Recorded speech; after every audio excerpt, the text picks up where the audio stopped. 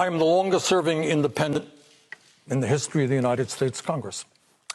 So what I'm going to tell you today is not something that you hear very often on Fox or CNN or ABC or the Washington Post, or in fact in the halls of Congress. What I'm going to tell you is that the working class and the middle class of this country are in serious trouble. We are moving toward an oligarchic form of society where a small number of billionaires not only have extraordinary wealth, they have extraordinary political power.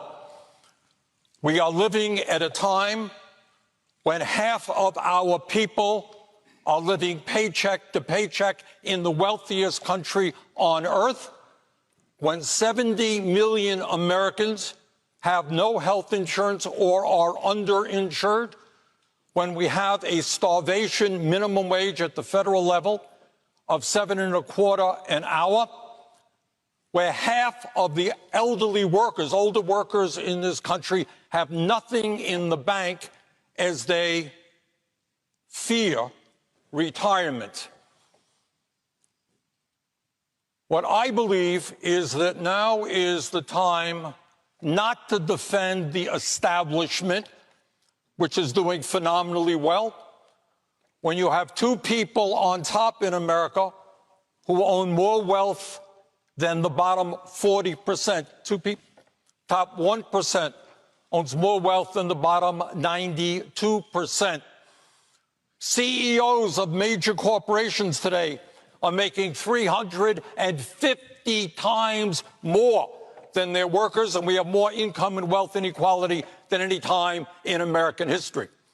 Now is the time for the American people to stand up, make it clear that enough is enough, and that we need a government that starts representing all of our people, not just wealthy campaign contributors. What does that mean?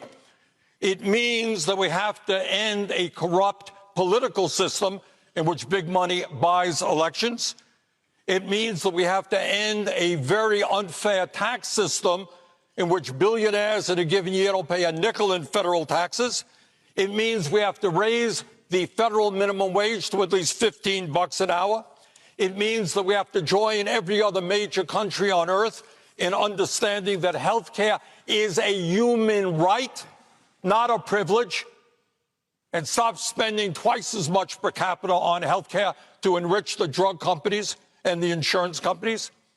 It means that Medicare is going to have to negotiate prescription drug prices so that we can lower the cost of prescription drugs by 50%.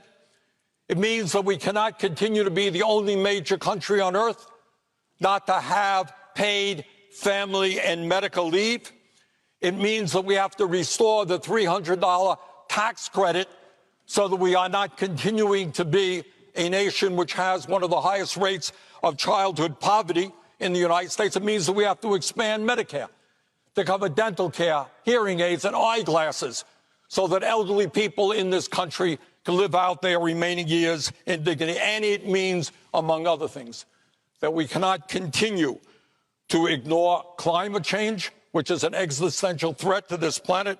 And obviously, given the tragedies that we have faced in the last month in terms of guns, we need serious and real gun safety legislation. Bottom line, let's create a government that works for all of us, not just the people on top.